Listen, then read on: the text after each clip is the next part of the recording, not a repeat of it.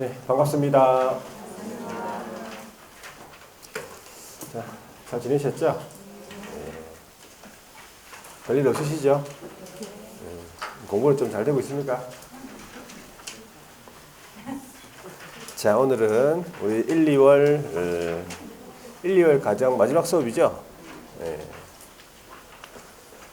자, 오늘은 양이 좀 많습니다. 법이 이제 일단 5개가 나와요. 실명법이랑 주임법, 상임법, 경공매, 매수신청 대리. 각각 한 문제씩이에요. 각각 5문제가 나올 건데 웬만하면 다 나와요. 이때까지 보면 물론 안 나온 적도 좀 있긴 있었는데 다 나온다고 보고 공부를 해야 되겠습니다. 자, 페이지가 몇 페이지죠? 400 몇 페이지입니까?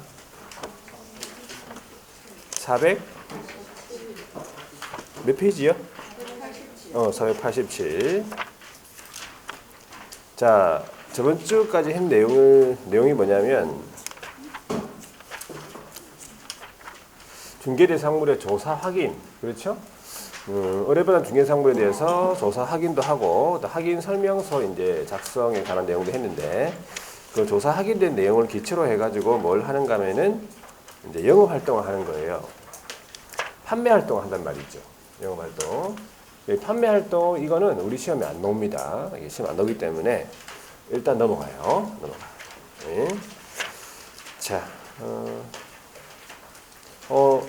그래도 나는 보고 싶다. 그러면 집에 와서 보세요. 집에 와서 너무 심심해 그러면 읽어보세요. 자, 그 다음에 이제 영업 활동이 끝나면 판매 활동 끝나면 이제 계약책을 해야 되겠죠. 그래서 이제 그 다음 파트가 거래계약 체결이에요. 그래서 490페이지에 보시면 제5절 거래계약서 작성 나옵니까? 자, 여기서 이제 작성에 관한 방법들이 쭉쭉 나오긴 한데 구체적으로 여기서도 우리 시험에 막 이렇게 물어보진 않습니다. 그래서 여기서는 이제 한 가지만 체크해 볼게요. 우리가 이제 이미 했던 내용인데 거래계약서의 필수 기재사항이라고 들어봤습니까? 들어봤죠? 네, 그걸 한번 적어 볼게요. 거래계약서의 필수 기재사항. 거래계약서 반드시 기재해야 될 사항, 필수 기재사항, 요거 암기법이 있습니다. 어떻게 암기하죠? 암기법이 어떻게 암기합니까? 기억납니까? 암기법이 아주 편하게 그래도 잘 지내고 있는 거 맞네, 여러분들이. 아무 그냥 생각 없이. 자, 거물개, 그렇죠? 거물개, 거인, 이름이라고 해야 돼요. 이름이 누구라고요? 조교약이다. 이렇게 해서 다시 한 번 더 머릿속에 이렇게 암기를 한번 해봅니다. 그래서 자, 계속 듣고 또 잊어버리고 듣고 잊어버리고 이렇게 하다 보면은 어느 순간 암기가 돼 있단 말이에요. 자, 이 거는 뭡니까? 거는 거래 당사자의 뭐가 나옵니까? 네, 인적사항이 기재가 돼야 되겠고요. 인적사항. 물건의 표시. 자, 걔는요? 네, 계약 체결일. 자, 요 거를 조심해야 되겠죠? 이 거는 뭡니까? 네, 조심해야 돼요. 여기 거래 금액이에요. 뭐가 아니라는 거죠? 예정 금액이 아닙니다. 거래 금액하고 그 다음에 계약 금액하고 지급일자 등 지급에 관한 사항이다. 이렇게 보시면 되고, 자, 이는 뭐예요? 이는 물건을 언제 받느냐 그 말이죠. 물건의 인도 일시예요. 그 다음에 이는 뭐예요? 권리 이전의 내용. 구체적으로 이제 어떤 권리가 이전되는지. 뭐가 아니라고 했습니까? 권리 관계가 아니라고요. 권리 관계 아니에요. 권리 이전. 자, 조는 뭐야? 조건 또는 기한 붙인 경우. 자, 교는 뭡니까? 확인 설명서 언제 교부했는지 확인 설명서에 관한 교부일자 되는 거죠. 자, 약은요? 예, 그 밖에 약정. 그래서 이 9가지가 거래계약서의 필수기재사항, 반드시 기재될 사항이다. 이거는 이제 우리 법령 쪽에서 이제 문제가 보통 나옵니다. 법령 쪽에서. 보리 기억하시면 됩니다. 자, 밑줄 한번 꺼볼게요. 큰 제목만 긋겠습니다. 491페이지. 거래계약서 기재사항 해가지고 양가로 1번에 거래 당사자의 인적사항 밑줄 긋고 밑에 거 읽어야 됩니다. 자, 양가로 2번에 물건의 표시. 뒤로 넘어가서요. 양가로 3번에 두 개가 나와 있네. 물건의 인도일시랑 권리 이전의 내용. 그리고 밑에 양가로 4번에 거래 금액이죠. 계약 금액하고 지급일자, 지급에 관한 사항이다. 양가로 그다음 오른쪽에 나와 있네. 그죠? 양가로 5번에 계약일이고요. 양가로 6번에 조건이나 기한이다. 7번에는 확인 설명서 교부일자고요. 8번에는 그 밖의 약정 내용. 그렇게 해서 요 필수 예상을 이렇게 넘어가시면 돼요. 자, 그 다음에 나오는 것이 한 장 넘겨보면은 뭐 전자계약이라고 나오죠. 요거 우리 한번 시험에 나온 적이 있어요. 요게 이제 우리 시험 범위에 들어가면서 그때 들어가면서 그 해에 이제 30회 그때가 30회네 그죠? 시험에 한번 물어봤어. 물어본 것도 별도로 공부를 이제 전자계약 공부를 안 해도 맞출 수 있을 만큼 문제를 좀 보기로 준 거예요. 우리가 이제 전자계약에서 이제 조금 알아야 되는 내용은 그거예요. 다 볼 건 아니고 우리가 부동산 거래 신고와 관련해 가지고 전자계약을 통해서 그렇죠? 부동산 거래 계약 시스템을 통해 가지고 계약을 체결한 경우에는 계약이 체결된 때 뭐 한 것으로 본다 했어? 신고서를 제출한 것으로 본다 했잖아요. 그거 기억하셔야 돼요. 그거. 그리고 해제 등 신고도 해제 등이 부동산 거래계약 시스템을 통해 가지고 전자계약을 통해서 해제 등이 한 경우에도 해제 등이 이루어진 때에 해제 등 신고서를 제출한 것으로 본다. 그런 내용들을 좀 기억하고 그 다음에 확인 설명서하고 거래계약서에서 그 원본, 사본, 전자문서 이거 보존하라고 했죠. 그때 이 전자계약을 통해서 계약을 체결한 경우에는 이 확인 설명서하고 거래계약서가 자동으로 보관이 되죠. 공인전자문센터에. 그래서 그런 내용들만 조금 기억하면 되고 나머지 시험에 이제 거의 안 나올 거예요. 안 나와. 자, 일단 넘어갑니다. 넘어가고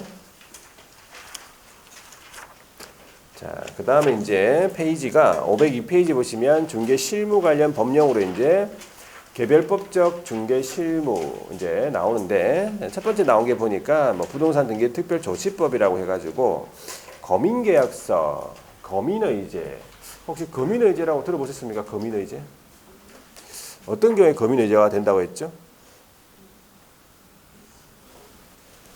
자, 거민의제는 우리가 부동산 거래 신고했을 때 신고 필증을 발급받죠. 그러면은 거민의제라고 했어요. 거민을 받은 것을 본다. 따로 계약서에다가 매매 계약서에다가 도장을 이제 또 받을 필요가 없다는 얘기지. 거민. 예, 보통 부동산 거래 신고 이전에 매매 계약서 같으면 등기 원인 서면으로서 거민을 받아가지고 등기 서류에 갖다 줘야 되거든. 근데 부동산 거래 신고를 했다면 신고 필증 발급받았으니까 거민의제 된다고 했고 토지거래 허가도 토지거래 허가 받으면 거민의제 된다고 했잖아요. 자, 그래서 이 거민제도는 우리 시험이 24회 때 마지막으로 나왔어요. 거민계약서 시험이요. 24회 때 마지막으로 나왔다? 그럼 여러분들 시험 몇 회입니까? 34회면은 한 몇 년이에요? 대충 10년이죠. 10년 됐어요. 안 나온 지가. 그러면은 나오겠습니까? 그건 몰라요. 그건 몰라도 철저히 미쳐가지고 이거 올해는 막 거민계약서 한번 내보자 이러면서 낼 수도 있다. 그래서 낼 수도 있기 때문에 이번 순환에는 안 하겠습니다. 이번 순환에는 안 하고 다음 순환 때 한번 볼게요. 나올 수도 있긴 한데 보장이 안 됐기 때문에 일단은 이번 순환 안 보고 다음 순환 때 뭐 한번 보고 한번 뭐 이렇게 보면 뭐 충분히 알 수 있어. 어렵지 않고요.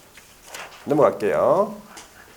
자, 그럼 바로 넘어갑니다. 어디로 갈 거냐니까는 507페이지 부동산 실권리자 명의 등기에 관한 법률 있죠.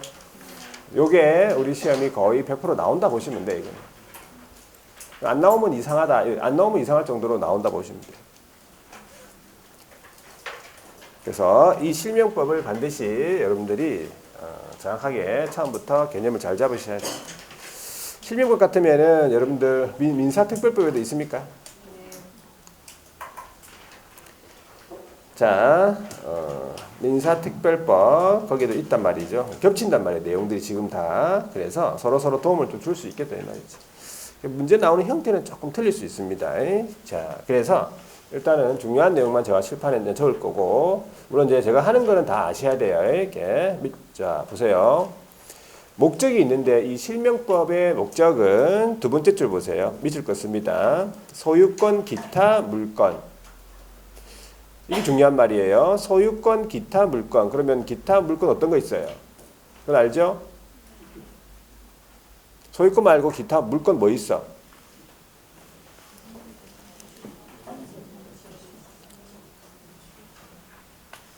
자, 빨리 얘기하세요. 에? 지상권 자꾸 웅얼거리지 말고. 아니 이 정도는 알고 있잖아요. 어려운 걸 물어보는 게 아니야. 뭐 대단한 걸 물어보는 게 아니에요. 물건을 대답하라고. 물건을. 우리 물건 몰라? 물건? 지상권, 지역권, 전세권, 저당권. 그렇죠? 하여튼 소유권뿐만 아니라 다른 물건들도 다 해당이 된다 이 뜻이에요. 기타 물건. 그래서 그 옆에 보세요. 실체적인 권리관계와 부합. 위치 꺾고 그 밑에 실권리자 명의로 등기 해서, 그러니까는 실제 지금 물건을 보유하고 있는 사람이랑 실제 권리자랑 등기 명의인이랑 같아라 그 말이에요. 아시겠죠? 그 목적은 뭐냐 하니까는 옆에 투기, 탈세, 탈법 방지 이렇게 보시면 돼.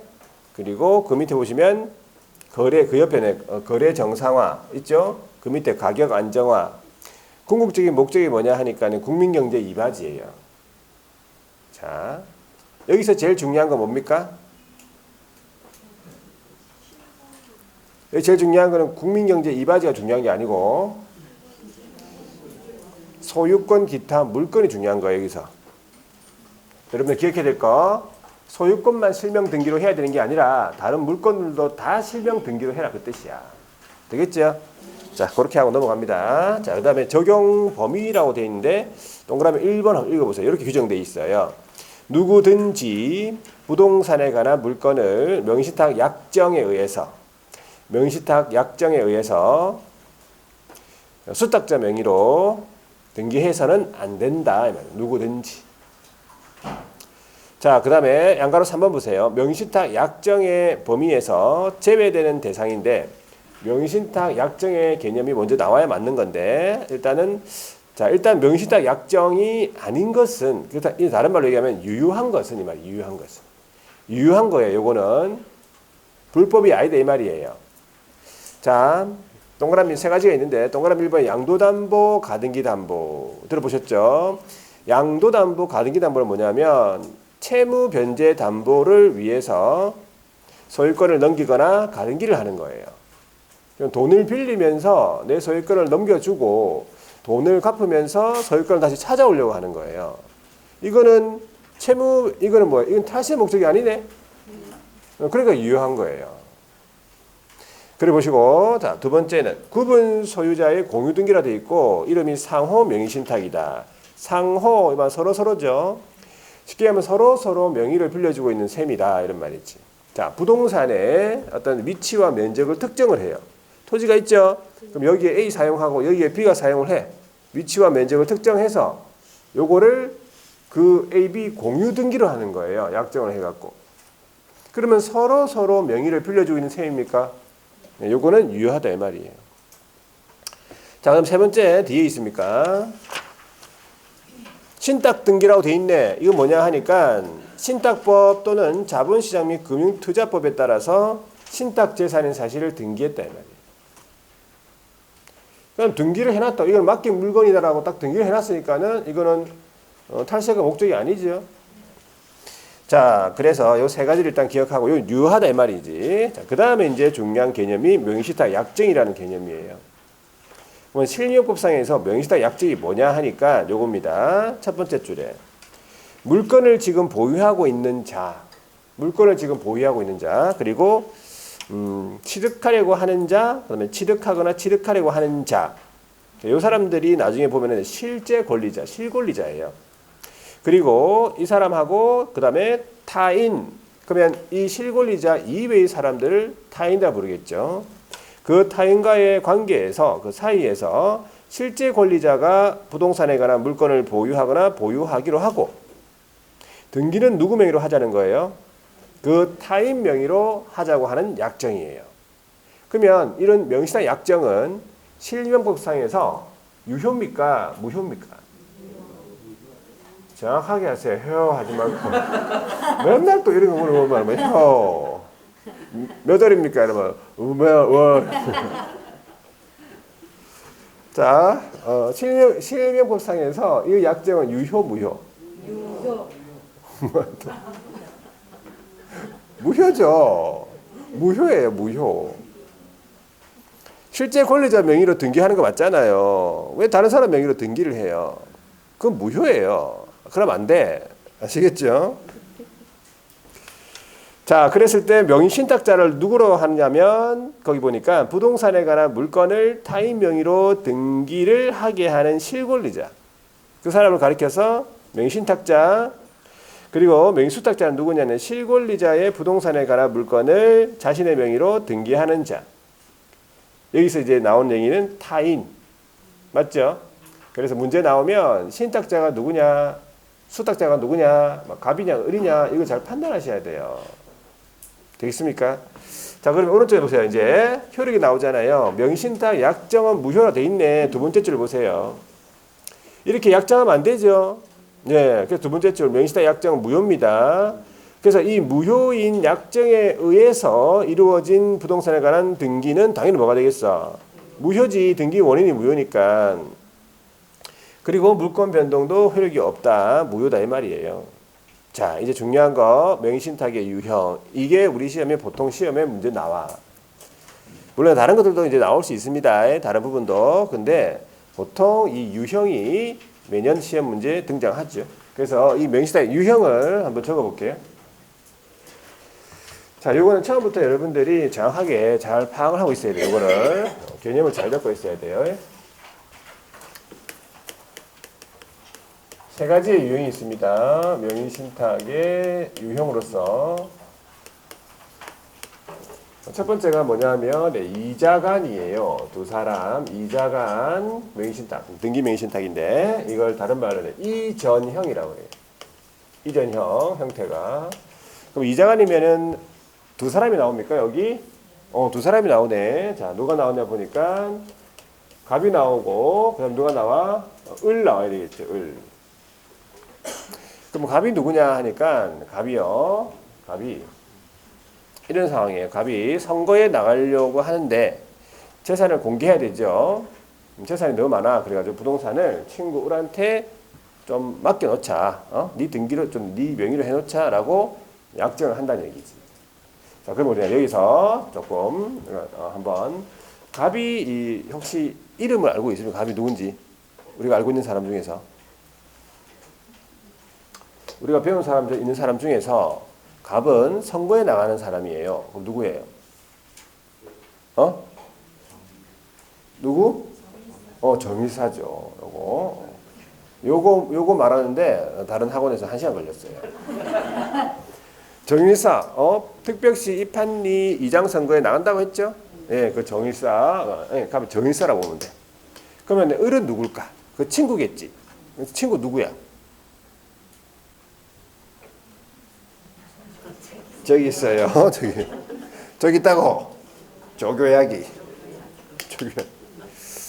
아시겠죠? 예. 그래서 정일사가 조교한테 좀 맡겨놓자. 이렇게 이제 약정을 하는 거예요. 쓸데는 얘기는 안 합니다. 다 알아야 되는 거야. 부은 정일사하고 이런 거. 자, 그래가지고 약정해요. 명의 신탁에 관한 약정을 하고 정일사가 조교역한테 번호를 잘 보세요. 1번, 2번 소유권을 넘깁니다. 소유권 이전 등기를 하죠. 자, 이런 상황이에요. 여기까지. 자, 그랬을 때 갑은 이름이 뭐라 불러요? 이름 정일사인데 정일사를 우리 실명부상에서 뭐라 불러 이제? 예, 신탁자잖아요. 신탁자 맞죠? 여기는 수탁자가 되는 거죠. 자, 그러면 요 신탁자와 수탁자 간의 명의신탁 약정은 유효입니까? 무효입니까? 요게 무효잖아요. 요거는 언제나 무효다. 요거 기억하셔야 돼요. 무효. 그러면 요 이전 등기는 유효입니까? 무효입니까? 요거 무효인 약정에서 넘어왔죠? 요거 무효잖아요. 등기가 무효면 이 등기는 원래 소유자한테로 기속이 돼야 돼요. 그러면 누구한테 기속됩니까? 소유권이 신탁자 갑밖에 없네, 그죠? 그러면 여기서부터 이제 세 번째가 소유권이 요로 기속된다 이 말이죠. 자, 그러면 이제 갑은 어떻게 조치를 취하냐면 신탁 부동산 이 신탁 부동산 있죠? 요거 반환을 어떻게 받을 것이냐 하니까 두 가지 방법이 있어. 첫 번째 친구한테 가가지고 등기를 좀 말소해 달라고 말소 요구를 하는 거지. 친구한테 가가지고 조교한테 가가지고 등기 좀 다시 좀 넘겨달라고 이렇게 요구를 하면 친구가 이 조교학이 등기를 넘겨주겠습니까? 넘겨줄 것 같으면 처음부터 받지 않아요. 아시겠죠? 안 넘겨줍니다. 안 넘겨주면 어떻게 할 건데 하니까 민법에 의해서 법대로 해야죠. 민법에 의해서 진정명의 회복이라고 들어봤습니까? 들어봤어요. 구체적으로 물어보지는 않겠습니다. 진정 회복을 원인으로 하는 소유권 이전 등기를 청구하는 거예요. 이런 방법에 의해서 신탁 부동산을 반환받을 수 있다 이 말이에요. 자, 그런데 이제 이 상황에서 우리 뭐 합니까? 이거를 팔겠죠. 을은 항상 파는 사람이라고 생각하셔야 돼. 누구한테 파느냐 하니까 병이 나오겠죠. 예, 병. 그럼 병을 여기서 뭐라 부르냐 하니까 제3자라고 불러요. 처음에 없었던 사람이잖아요. 그럼 제3자 병은 어떻게 되느냐 하니까 명의신탁 약정을 모르든 알든 선악 불문하고 소유권을 취득한다. 그런데 을의 배임 행위에 다른 사람 거 팔았잖아요. 을의 배임 행위에 뭐 했냐? 적극 가담했다. 들어봤죠 이런 거? 요거는 몇 조로 위반한 거예요? 오, 대단합니다. 103조. 다른 데서는 한참만 요거만 기다리다가 집에 갔어요 그냥. 104조라 해놨어. 해서 103조 반사회적 법률행위 요거 위반했죠? 요거 무효입니까? 무효잖아요. 집에 갈 수가 없다 이래 되는 거지. 자, 그 다음에 여기 양도입니다. 양도 팔았죠? 자, 다른 사람 물건 팔았잖아? 요거는 횡령. 타인의 재물을 이렇게 횡령한 거는 횡령죄에 적용이 되는데 요거는 횡령죄가 최근까지 적용되다가 또 안 되는 걸로 판례가 바뀌었어요. 불법 관계를 인정 안 해주겠다는 얘기지. 불법 관계를 고려해 보시면 돼요. 자, 그러면 여기까지 이자간이에요. 이자간은 우리 시험에 잘 물어보겠습니까? 잘 안 물어봅니다. 그런데 이자간을 기초로 해가지고 이렇게 다 연결시켜줘야 돼. 두 번째, 중간 생략형 명의신탁. 중간 생략형 명의신탁으로서 이거는 3자간이라 돼 있죠. 그러면 세 사람이 나옵니까? 세 사람이 나옵니다. 갑이 나오고 그 다음에 여기 이제 을이 나오고 중요한 게 한 사람이 어디에 들어가느냐 이게 중요한 거예요. 갑 밑에 들어가냐, 을 밑에 들어가냐 위치가 갑 밑에 들어간다. 갑 밑에 갑하고 병하고 뭘 하겠단 말이에요. 일단은 자 요거는 어떤 상황이냐면 갑이요 병의 부동산이 좀 싸게 나왔네. 그래가지고 사요. 사가지고 자기 명의로 해야 되는 거 맞죠? 맞잖아요. 근데 자기 명의로 안 하고 친구 명의로 하겠다는 얘기예요. 그럼 안 되죠? 자, 그런 약정을 갑하고 을하고 한다 이 말이야. 명의신탁의 약정. 그래가지고 갑이 병한테 가가지고 매매 계약을 체결해요. 그래가지고 약정대로 병이 을한테 소유권을 넘기는 거예요.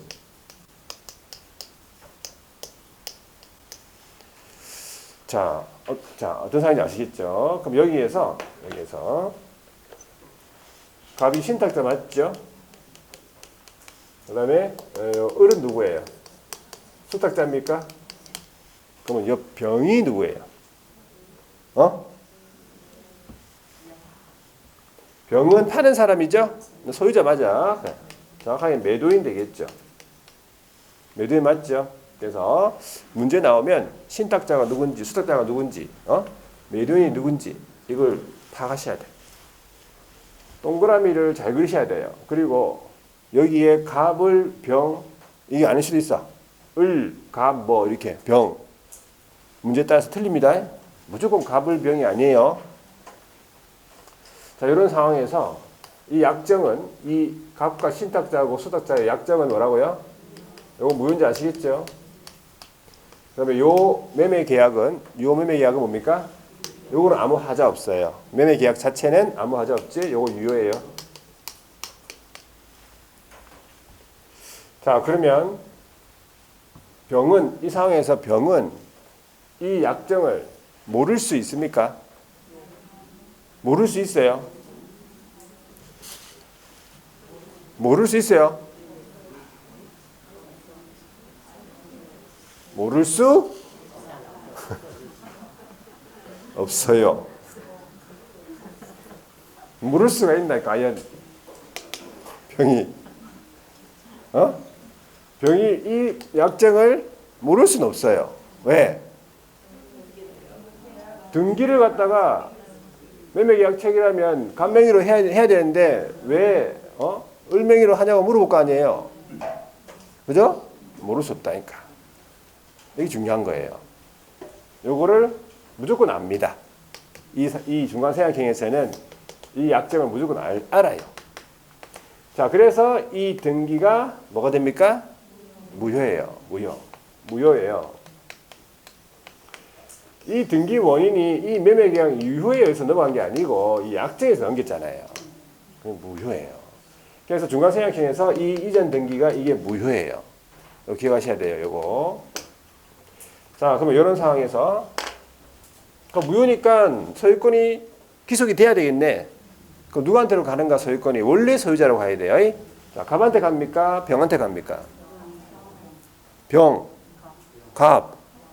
하나도 맞는 게 없네 오늘. 자, 입으로 틀리게 대답한 건 아니고. 자, 여기 원래 소유자는 병이에요. 원래 소유자는 병이야. 원래 병 거잖아요. 갑이다 하면 틀렸어요. 이런 게 문제라고, 이런 게 문제 나온다고요. 이 상황에서. 예? 자, 그래서 연로 소유권 기속이다. 소유권 기속.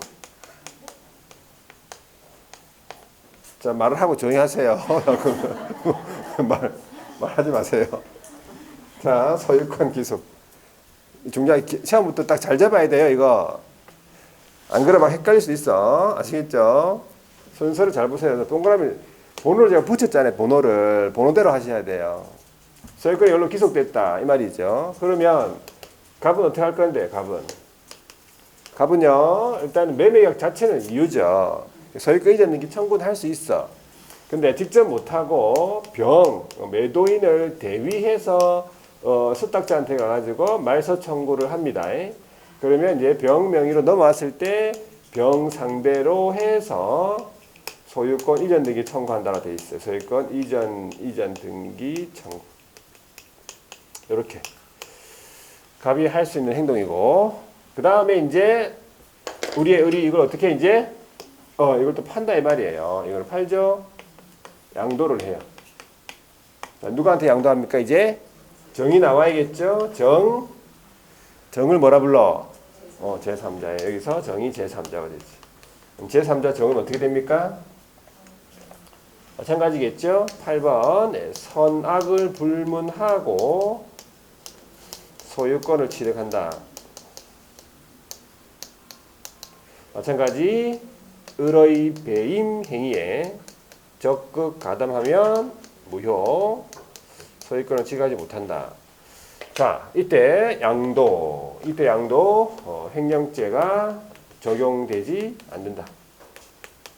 위탁 신임 관계도 없고 재물 자체도 갑의 재물도 아니잖아. 병 꺼져? 갑의 재물을 판 게 아니잖아요. 그래서 횡령죄가 아니라는 판례예요. 판례 내용이. 자, 요거는 중간생각형. 되겠죠? 중간생각형. 자, 이제 한 가지가 뭐냐, 마지막에. 계약 명의 신탁. 자, 계약 명의 신탁은요, 다른 말로 위임형이에요. 위임형. 자, 여기도 몇 사람이 나오냐니까, 여기도 몇 사람? 세 사람이 나와요. 그래서 얘랑 약간 헷갈릴 수 있어요. 얘랑. 처음부터 문제에서 중간생각형인지 계약명의신탁인지를 구분하셔야 돼요. 처음부터. 동그라미 위치를 잘 그리셔야 돼요. 여기는 갑이 있고 세 사람인데, 자, 을이 있죠. 한 사람은 어디 들어가느냐? 한 사람이 여기 들어가는 게 아니고 여기로 밑에 들어가요. 이렇게. 을하고 병하고 뭘 하겠단 말이에요. 동그라미 이제 잘 보셨죠? 요거는 뭐냐 하니까 갑이요 친구 을한테 뭘 줍니까? 돈을 줍니다. 자, 매수할 자금을 준다 이런 말이 나올 거예요. 매수 자금. 자, 매수 자금을 준다 이런 말이 안 나오죠. 그럼 어떻게 구분할 건데 하면 계약을 누구하고 체결하는지 보시면 돼. 문제에서 신탁자랑 매도인이랑 계약 체결하면 중간생각형이에요. 수탁자랑 매도인이랑 계약 체결하면 계약명의신탁이에요. 되겠습니까? 이걸로 구분하시면 돼. 문제에서. 자, 돈을 가지고 가서 돈을 줄 테니까, 갑이요, 친구한테 돈을 줄 테니까 그 돈을 가지고 병의 부동산을 사서 네 명의로 가지고 있으라. 이렇게 약정하는 거예요.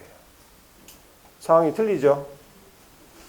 자, 그래가지고 그 약정을 합니다.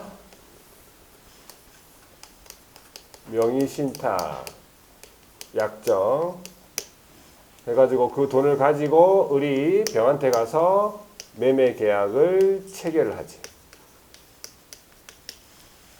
이 상황에서 이 병이 그러면 이 약정을 무조건 모릅니까? 모를 수도 있고 알 수도 있습니다.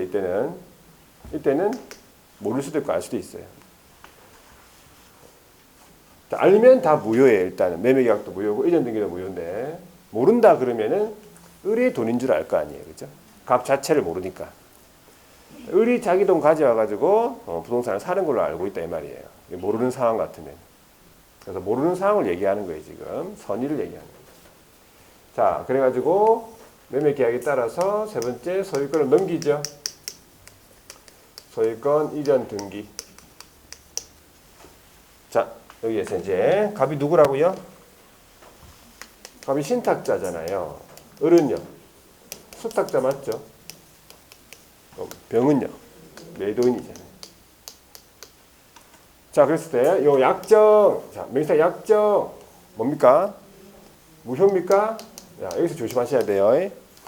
이 명의신탁 약정을 이 매도인이 안다. 그러면 무효죠? 이 약정을 매도인이 이 약정을 모른다. 그러면 이 약정은 뭐가 됩니까? 뭐라고요? 유효. 이 약정을 매도인이 모르니까 이 약정은 유효. 그렇게 하면 틀렸어요. 그러면 약정은 이 매도인이 알든 모르든 무조건 무효. 그걸 물어봤어요. 그거 순간적으로 딱 시험장에서 딱 보면 막 유효 같아 막. 얘가 모르니까. 조심하셔야 돼요. 그런 부분을. 일단 알든 모르든 이 약정은 언제나 무효라고 얘기해요. 무효고 요 계약은 얘가 모르니까 약정을 모르니까 얘가 유효가 되죠. 유효한 계약에 의해서 넘어갔으니까 요 등기도 뭐가 돼? 요게 이제 유효가 된단 말이에요. 그러면 소유권을 누가 취득합니까? 여기서 누가 취득한다? 을이 취득한다 이렇게 나와야 돼요. 뭐 갑이 취득한다 하면 틀린 거예요. 또 그렇게 나온다니까 지문이. 을이 취득한다. 소유권 취득합니까? 소유권이 귀속도 아니고 여기 소유권 취득이에요. 여기서 어떤 소유권을 취득합니까? 완벽한 소유권을 취득합니다. 뭐 어떤 소유권이 있어? 완벽한 소유권이에요. 이 개월 있다 물어보면 그렇게 대답하세요. 어떤 소유권 취득합니까? 그러면 완벽한, 아주 완벽한 소유권을 취득한다. 아무 하자 없는. 부동산이 자격이 된 거네. 그럼 갑은 어떻게 할 건데, 이제 갑은 어떻게 해야 되느냐 하니까, 신탁 부동산, 이 부동산에 관한 신탁 부동산 반환은 안 되겠네. 소유권을 완벽하게 취득했으니까. 부동산을 달라고 할 수는 없어요. 안 돼. 대신에 부당이득 반환 청구는 된다. 부당이득 반환 청구는 된다. 뭐에 대해서? 매수 자금. 돈은 달라고 할 수 있다 말이야. 돈, 매수 자금. 돈은 줘야죠. 돈까지 가져가면 그건 안 되잖아. 자, 그런데 우리 어떻게 또 팔죠. 양도. 누구한테? 제3자. 제3자 정은 마찬가지겠네. 선의 악의를 불문한다. 약정을 알든 모르든 간에 소유권 취득합니다. 자, 이때 양도는 당연히 자기의 물건을 팔았으니까 횡령죄가 아니죠. 횡령죄는 다 아니에요, 이제. 어려운 게 하나도 없어. 횡령죄는 이제 물어볼 것도 없다. 횡령죄는 다 아니야. 그래서 신경 쓸 필요도 없고. 그래서 요 관계 있죠, 관계를 여러분들이 연습장에다가 저처럼 이렇게 동그라미를 그려가지고 1번, 2번, 3번, 4번 딱딱 이렇게 할 줄 아셔야 돼요. 머릿속에 이걸 집어내. 이걸 통째로. 그래서 이걸 거의 뭐 번갈아가면서 나와요. 번갈아가면서. 자, 그래서 이걸 반드시 해보세요. 해보시고 시험장에서는 동그라미만 그리세요. 시험장에서는 동그라미만. 시험장에서 다 적고 있지 말고. 공부하러 갔습니까? 다 적지 말고 아시겠죠? 네, 그래서 유형을 반드시 기억하셔야 돼요. 요 정도만 해놓으면 문제 다 해결됩니다. 문제 해결돼. 자, 509페이지 보세요. 명의신탁의 유형 해가지고 효력, 등기 명의신탁이 두 가지가 있죠. 이자간 등기 명의신탁, 이자간 등기 명의신탁이 거기 보시면 효력만 볼게요. 효력만. 자, 내가 이제 알고 있는 내용이 맞는지 한번 보세요. 명의신탁 약정은 뭐라고요? 무효돼 있죠. 그 밑에 소유권 이전 등기 뭐라고요? 무효돼 있죠. 그 밑에 소유권은 누구한테 기속된다고요? 원소유자인 실권리자, 신탁자한테 기속되겠죠. 그래가지고 동그라미 니은에 보시면요. 세 번째 줄이에요. 네 번째 줄이구나. 말소 청구. 그래서 신탁자가 말소 청구. 그리고 아니면 진정 명의 회복을 원인으로 소유권 이전 등기 청구. 그래 보시면 돼요. 넘어가세요. 양가로 2번에 3자간 등기 명의 신탁. 이거 중간생각형 명의 신탁이죠. 중간생각형 명의 신탁 효력 보세요. 기억. 명의 신탁 약정 뭐라고요? 무효 맞고 소유권 이전 등기는 소유권 이전 등기 무효 맞죠? 그러니까 원래 소유권 그 밑에 줄에 누구한테 기속돼야 되겠어? 매도인한테 기속된다고 돼 있네. 그러면 값을 어떻게 할 건데 디귿 보세요. 자, 디귿에 보시면 매수인 신탁자는요. 두 번째 줄에 보시면 매도인을 대위해서 수탁자에게 등기 말소 청구를 할 수 있겠네. 그리고 그 밑에 줄에 보면은 매매 계약 자체는 유효하기 때문에 소유권 이전 등기를 매도인한테 청구할 수 있다는 거죠. 자, 오른쪽 넘어가세요. 위임형 계약 명의 신탁. 자, 효력 보세요. 첫 번째 줄에 명의신탁 약정은 무효라고 되어 있고요. 그 밑에 매매계약은 유효. 그 다음에 소유권 이전 등기의 효력은 매도인이 선의인 경우죠. 모르는 경우에는 유효하다 되어 있네. 넘겨보니까 동그라미 2번에 수탁자는 완전한 소유권을 취득한다고 되어 있죠. 완전히 유효한 소유권 취득. 그러나 그 밑에 줄에 매도인이 악의인 경우에는 명의신탁 약정하고 그에 따른 등기하고 물권 변동 다 무효가 되겠네. 그리고 동그라미 3번 매도인이 선의인 경우에는 명의신탁자는 소유권 이전 등기를 청구할 수 있다. 소유권 이전 등기 청구할 수 있다. 이것이 없다. 그죠? 신탁 부동산 반환은 안 되니까 소유권 이전 등기 청구할 수는 없다는 거고, 그 밑에 동그라미 4번에 보시면 다만 부당이득 반환 청구는 되겠다 이 말이죠. 매수 작업에 대해서. 자, 그 정도 보고 자, 오른쪽에 넘어가 볼게요. 제3자에 대한 효력이라 돼 있네. 자, 제3자는 어떻게 안 됐습니까? 자, 두 번째 줄에 끝에 보면요. 등기 명의신탁, 계약 명의신탁 불문하고 제3자에게 소유권을 완전히 유효하게 취득한다는 얘기. 선악 불문하고 소유권 취득한다 보시면 돼요. 제일 밑으로 내려가서요. 횡령죄의 성립은 이자간이든 삼자간이든 계약 명의신탁이든 다 횡령죄는 적용되지 않는다. 횡령죄는 해당하지 않는다 보시고. 자, 뒤에는 가보니까 514페이지에 이제 특례가 하나 있어요. 배우자하고 종중하고 종교단체에 관한 특례. 그러니까 유효한 명의신탁을 볼 수 있겠죠. 중요한 건 뭐냐 하니까 첫 번째 줄에 나와 있어요. 조세라든지, 조세 포탈, 강제집행 면탈, 법령 회피의 목적으로 하지 않는 한이에요. 않는 한. 박스 안에 보시면 종중 물건을 종중 외의자 명의로 등기한다. 배우자 명의로 등기한다. 종교단체 명의로 그 산하조직이 보유한 물건을 등기한다. 이런 경우는 특례가 인정이 돼가지고 유효한 명의신탁이다 보시면 돼요. 자, 이제 마지막에 516페이지에 과징금, 이행강제금 벌칙이 있죠.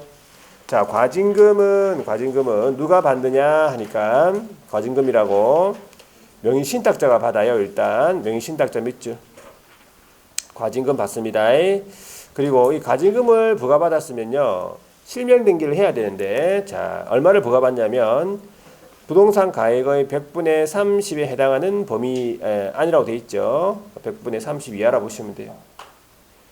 자, 실명 등기를 해야 되는데 안 하고 막 있다. 안 하고 몇 년이 지났냐 보니까 그 밑에 이행 강제금 부과 있죠. 동그라미 1번에 보시면 과징금 부과일로부터 1년이 지났으면은 부동산 평가액의 10%의 이행 강제금 부과하고요. 동그라미 2번에 보시면 자, 1차 이행 강제금 부과했는데 또 실명 등기 안 하고 있다 그러면 다시 1년 지났으면 20%에 해당하는 이행 강제금 부과한다라는 거.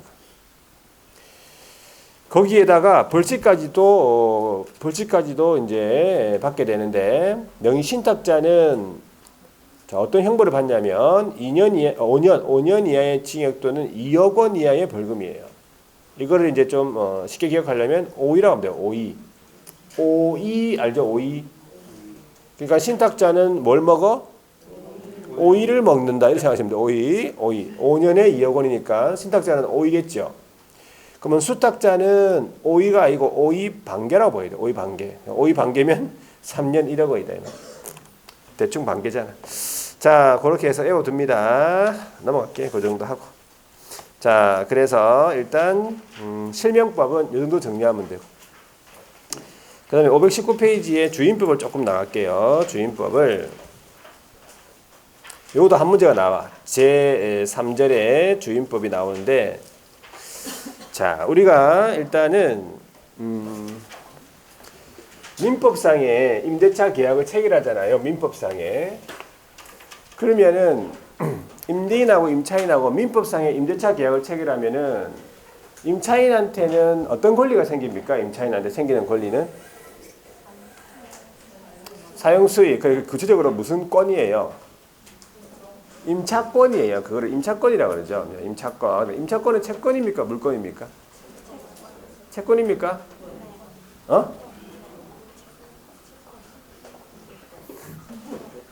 채권이잖아요. 물권은 아까 얘기했잖아. 뭐 지상권, 지역권, 전세권 이런 게 물권이라며. 임차권은 물권 아니죠? 채권이잖아요. 그럼 이 채권은 누구한테만 주장하죠? 계약 당사자한테만 주장해요. 물권은 누구나한테 주장할 수 있지. 그렇죠? 자, 임대인한테만 주장할 수 있어요. 채권은 여기서 임차권은요. 그래가지고 이 임대인, 그러니까는 주인이요. 임대인이 임차인한테 말도 안 하고 그 집을 막 팔아도 됩니까? 안 되고 좀 말 안 하고 팔면 좀 그렇나? 그런 사정을 생각하면 안 돼. 자, 말을 안 하고 팔아도 됩니다. 말할 이유가 없잖아. 내가 처분 권능이 있는데 왜? 처분 권능이 있잖아요. 소유권에. 사용 수익은 임차인이 가져갔고, 그죠? 처분 권능이 있기 때문에 처분할 수 있어요. 말 안 하고. 자, 그리고 돈을 못 갚아가지고 경매 넘어갈 수도 있잖아요. 그래가지고 이 임차주택이 양도가 됐다. 양수인이 있죠. 그 다음에 경매에 넘어갔다 그러면 경락인이 있죠. 요런 사람들을 합쳐가지고 뭐라 부릅니까?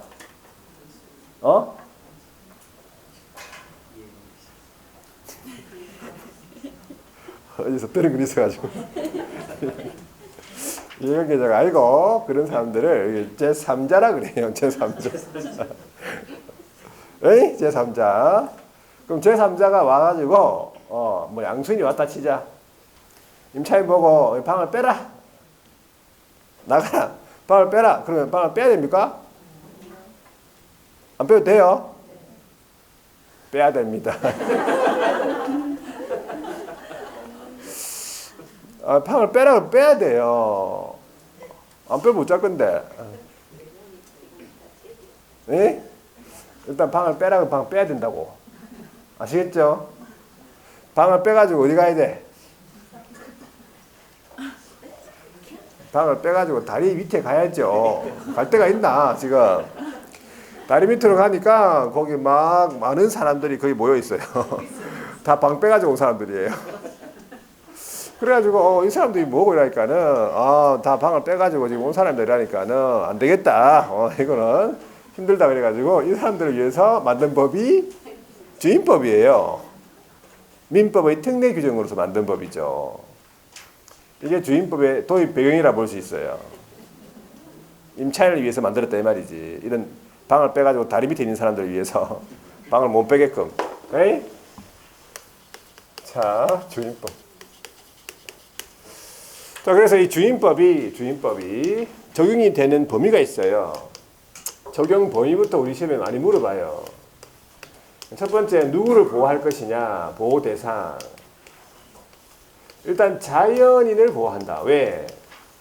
자연인 보호해요. 자연인. 왜? 들어가서 살아야 되거든. 거기서 직접 살아야 돼요. 원래.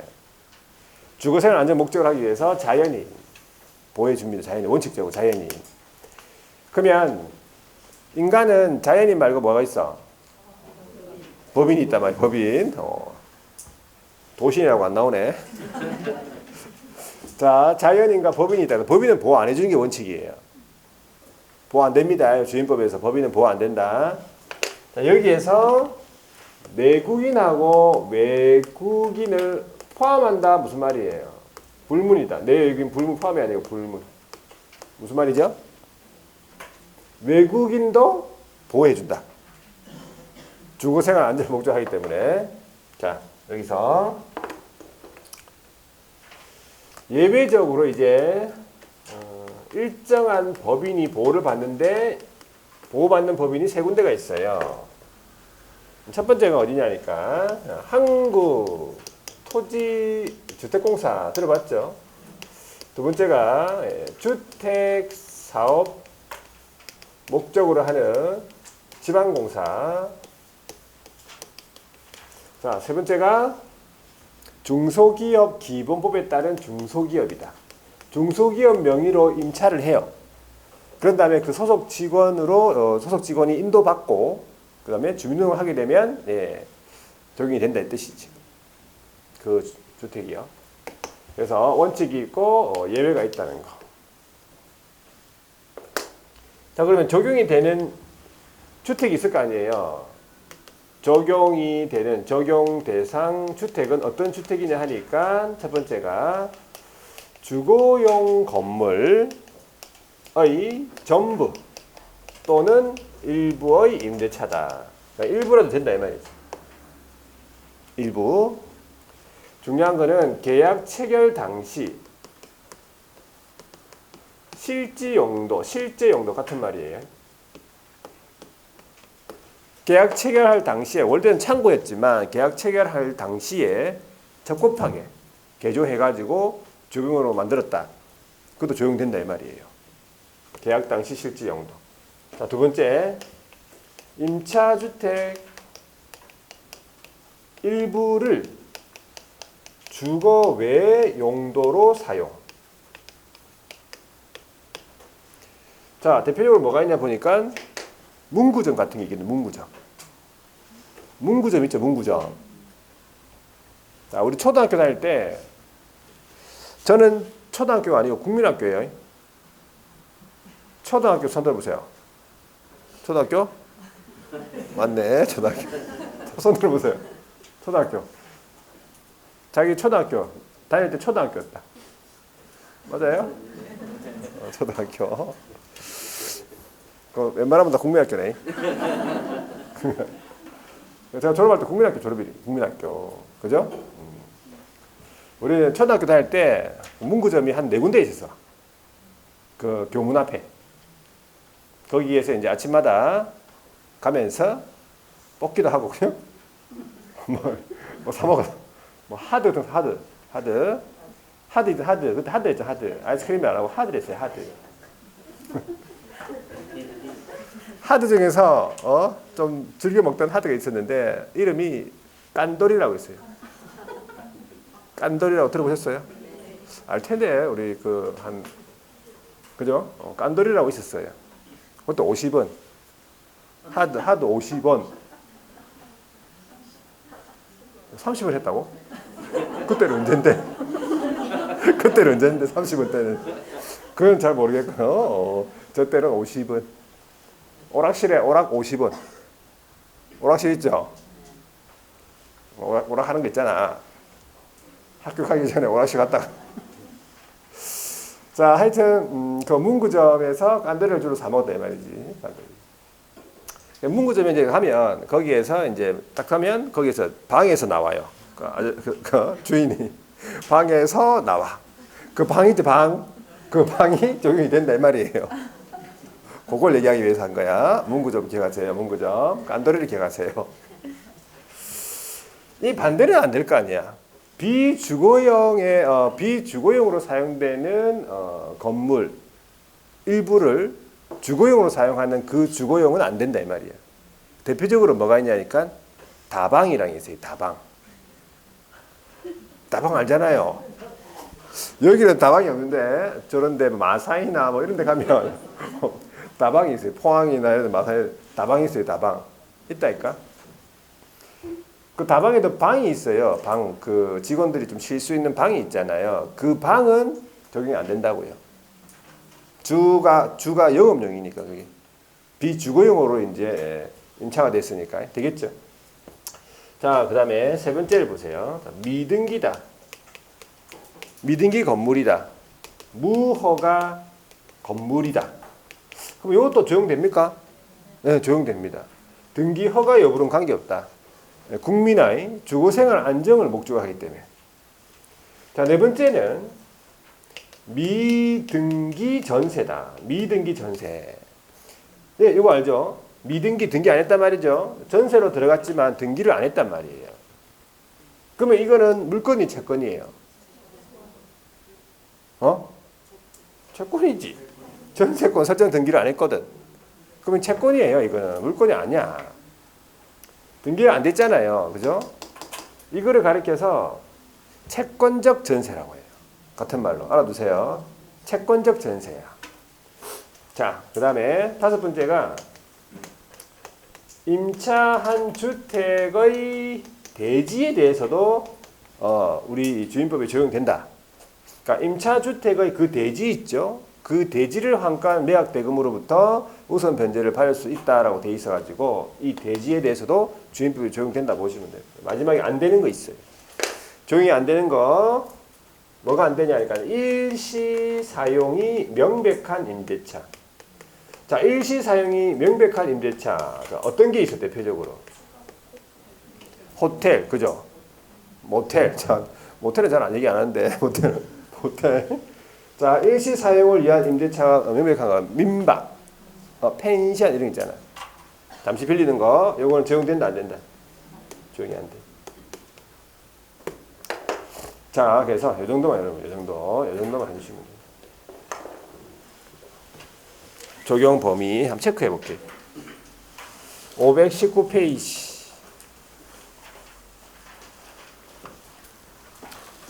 자, 519페이지에 보시면 거기에 목적에 보시면은 두 번째 줄에 민법의 특례법으로 제정돼 있죠.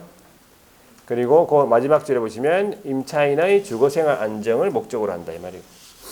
자, 적용 범위 보호 대상 해가지고 조문 밑에 사실상의 주된 용도가 주거용으로 사용되는 주택. 그죠?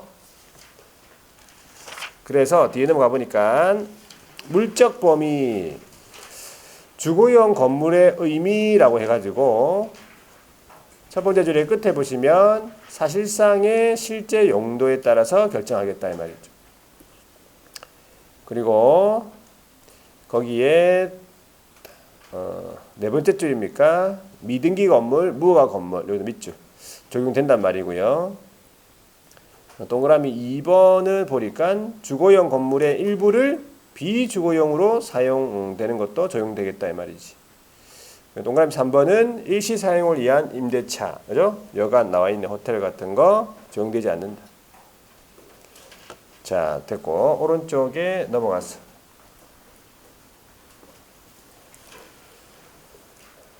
제일 위에 판례 하나 있네, 그죠? 방 2개와 주방이 딸린 다방 돼 있잖아요. 영업용으로서 비주거용 건물이라고 돼 있죠. 그러니까 세 번째 줄에 주임법이 적용 대상이 아니다라고 보시면 돼요. 그 다음에 인적 범위로서 동그라미 1번에 외국인 보호 대상이 되겠고 외국인도 보호한다.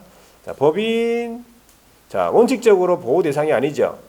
그런데 그 다섯 번째 줄 하나 둘 셋 네 번째 줄 한국다만 한국토지주택공사랑 지방공사 어떤 주택사업 목적의 지방공사랑 그 밑에 중소기업은 예외적으로 보호된다 보시면 돼요. 자, 여기까지 볼게요. 여기까지 보고 쉬었다가 구체적으로 보호 내용을 한번 보겠습니다.